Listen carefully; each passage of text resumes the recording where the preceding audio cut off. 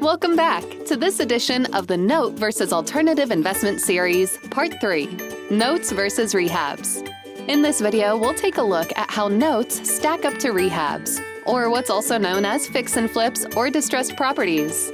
And just so we make it as fair as possible, we're going to have a non-performing note go head-to-head with a rehab property. Because a non-performing note is very similar to a rehab because both of these assets are typically purchased at a significant discount. First, the attraction to rehabs is usually the entry price.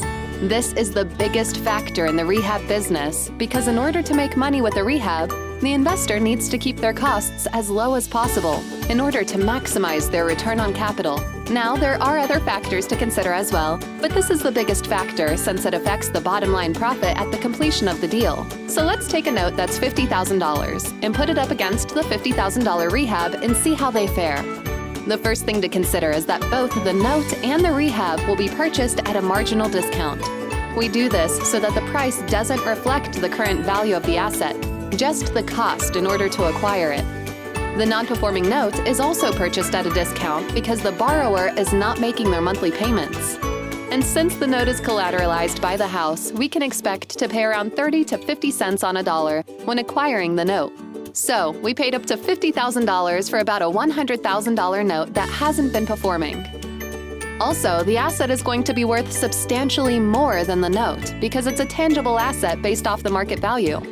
In other words, this asset is purchased at a discount of up to 70%, and typically we don't even need to do any major rehabs with it.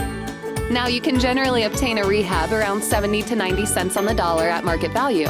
So, at best, you can purchase the house, in this example, with a market price of about $60,000. Even bank-owned or real estate-owned properties are generally purchased at 70 cents on the dollar, and then quickly resold with a 10 to 15% profit margin.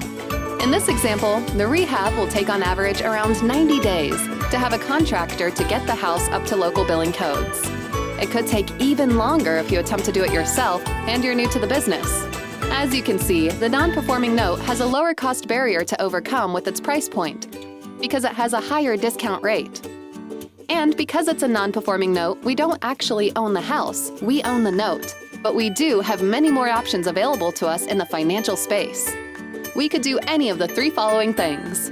1. Modify the loan and have a borrower start paying again, giving us a passive monthly income. 2. We could give them cash for keys and have them sign a deed in lieu of foreclosure, giving us the property. Or we could choose an option to actually foreclose and take the property back. Here's a little insider knowledge.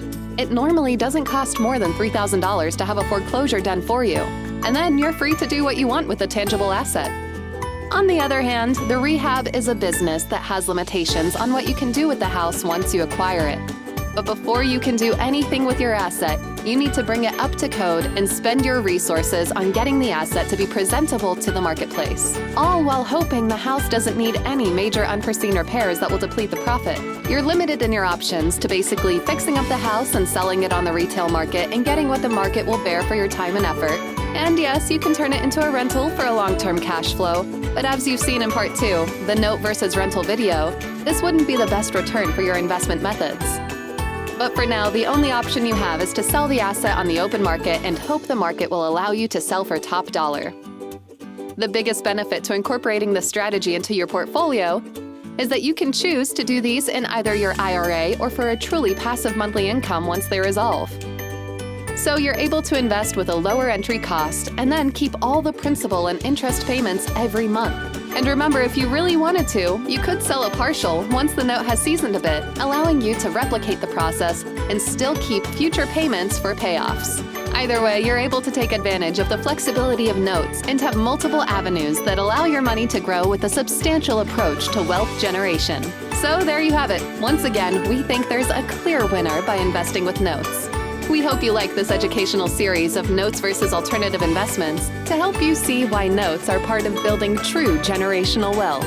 We'll see you again next time at Part 4, Notes versus Wholesales.